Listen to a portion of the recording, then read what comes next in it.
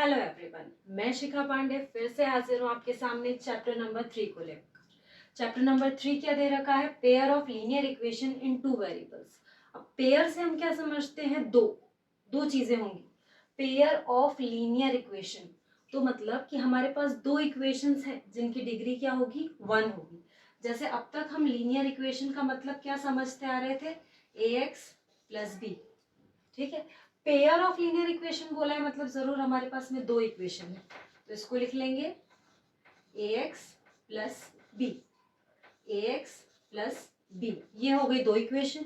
अब यहाँ क्या लिखा है? इन टू वेरिएबल्स। हमने तो लीनियर इक्वेशन सिर्फ एक वेरिएबल में पढ़ी थी, अब यहाँ पे दो वेरिएबल बोला है, तो x एक वेरिएबल लिया था, दूसरा ले लेते हैं y, तो ये हो गया y। एक कांस्टेंट टर्म भी रहेगा, तो कांस्टेंट हमने क्या ले लिया? c। ठीक है। अब इक्वेशन का मतलब है कि आप इसको जीरो से इक्वेट करिए। यहाँ पे हमने जीरो लिख दिया। दोनों इक्वेशन में कोई अंतर दिख रहा है? नहीं, दोनों ही ax plus B Y plus C है, ax plus B Y plus C है, तो दोनों का डिफरेंस बताने के लिए हमने क्या लिख दिया? ये 1 ये 2, ये 1 ये 2, ये 1 और ये 2। तो इससे क्या हो गया? ये pair of linear equations in two variables हमको मिल गई। अब दो इक्वेशंस है तो लीनियर है, तो डेफिनेटली स्ट्रेट लाइन बनाएंगे ग्राफ में। अब ग्राफ में स्ट्रेट लाइन बना रही हैं दो इक्वेशंस, तो उससे हमें क्या? हमें इसमें सिर्फ उन स्ट्रेट लाइंस का नेचर बताना है। दो है तो दो कोई ना कोई नेचर तो रिफ्लेक्ट करेंगी। जैसे कि हम ये कह सकते हैं दो स्ट्रेट लाइंस है, तो हो सकता है वो एक दूसरे को इंटरसेक्ट करे किसी पॉइंट पे। ठीक है। हो सकता है वो किसी भी पॉइंट पर इंटरसेक्ट ना करे, पैरेलल जा रही हूँ, दो लाइंस पैरेलल जा रही हूँ, या फिर उनका नेचर ये हो सकता है कि वो एक के ऊपर एक कोइंसिडेंट हो रही है। तीन नेचर हो सकते हैं। ठीक है। अब हमने यहाँ देखा पहला क्या हो सकता है?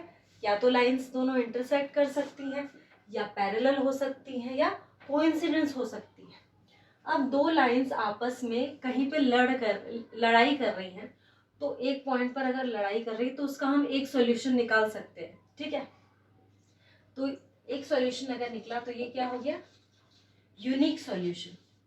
अगर लाइन इंटरसेक्ट कर रही है तो उसका एक यूनिक सॉल्यूशन निकल सकता है। ठीक है। एक बार लड़ाई कर रही है तो ठीक है, एक बार सुलझा लेंगे उसको।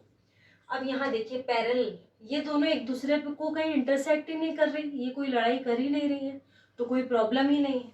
तो क्या हो जाएगा? No solution. जो लाइंस लड़ाई ही नहीं कर रही मतलब पैरेलल हैं, उनका सॉल्यूशन आप क्या निकालेंगे? No solution. ठीक है। तीसरा है कोइंसिडेंस। ये तो हर पॉइंट पे लड़ाई कर रही है लाइन, तो जो हर पॉइंट पे लड़ाई कर रही है उसका कोई सॉल्यूशन निकलेगा? जहां जहां लड़ाई कर रही वहां वहां सॉल्यूशन निकालो, मतलब इनफाइनाइटली मैनी सॉल्यूशन। इनको हर समय पे इनके झगड़ा सुलझाना पड़ेगा आपको। तो यहाँ पर क्या लिख देंगे? जो कोइंसिडेंट लाइन है इनका क्या करना पड़ेगा? इनफाइनाइटली मैनी सॉल्यूशंस देंगी, इनफाइनाइटली मैनी सॉल्यूशंस।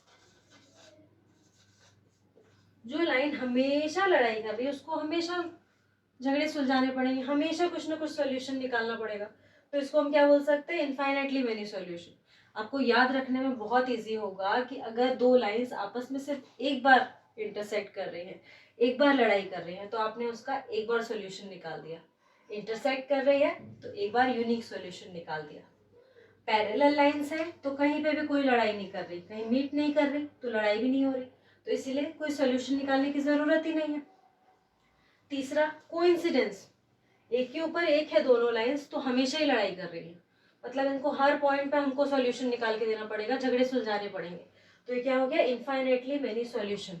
इससे आपको कोई कंफ्यूजन नहीं रहेगा कि अरे यूनिक कब होगा, पैरेलल कब होगा, है ना। तो ये देखिए, और इसमें एक नेम और देंगे, जैसे कि अगर इंटरसेक्टिंग लाइन है तो उसको हम क्या बोल सकते हैं? Consistence, consistent.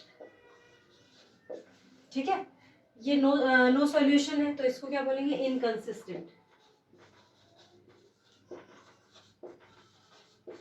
और कोइंसिडेंस लाइन को भी बोलेंगे कंसिस्टेंट। ठीक है। ये आपको नाम से ध्यान रखना है। यूनिक सॉल्यूशन कब होगा? जब लाइंस इंटरसेक्ट करेंगी, उसको हम कंसिस्टेंट भी बोलेंगे। नो सॉल्यूशन कब होगा? जब लाइंस पैरेलल होंगी और उसको हम क्या बोलेंगे? इनकंसिस्टेंट। नेक्स्ट देखिए कोइंसिडेंस लाइन। कोइंसिडेंस लाइन कब होगी? जब इनफाइनाइटली मैनी सॉल्यूशन हमको मिलेंगे और इसको हम क्या बोलेंगे? कंसिस्टेंट बोलेंगे। ठीक है, इनकी कंडीशंस भी हम देख लेंगे। ये तो हमने ग्राफ में देखा। अब ये जो रेशियोज दिए हैं, सॉरी कोएफिशिएंट्स दिए हैं, इनके थ्रू अगर हमको चेक करना है कि हमारी जो लाइंस है उनका बिहेवियर कैसा है, तो वो देखिए।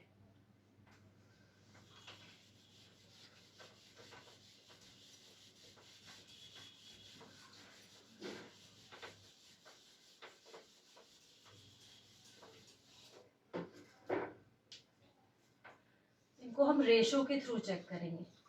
A1/A2 is not equal to B1/B2। तो इससे क्या हमको समझ में आएगा? ये यूनिक सॉल्यूशन है।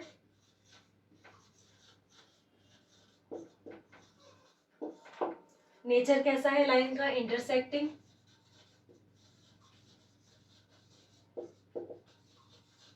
Intersecting lines. ठीक है, और क्या है? कंसिस्टेंट भी है। दूसरी कंडीशन क्या होगी? A1/A2 is equal to B1/B2 is not equal to C1/C2। ठीक है, तो ये क्या हो जाएगा? पैरेलल लाइंस है ये। पहले आप लिखेंगे no solution, unique solution. Next है नो सॉल्यूशन। कैसी लाइंस है? पैरेलल है।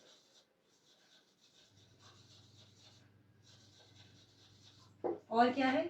Inconsistent.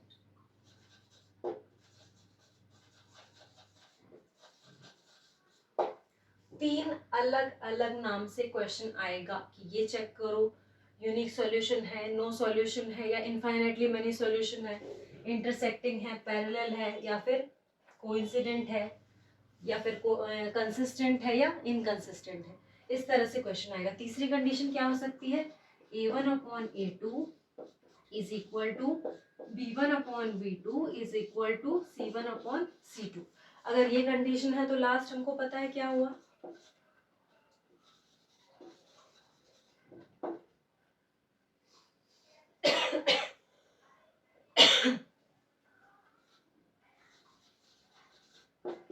Infinitely many solution.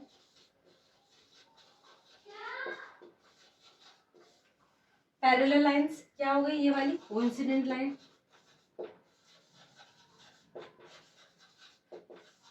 Next क्या हो जाएगा? कंसिस्टेंट।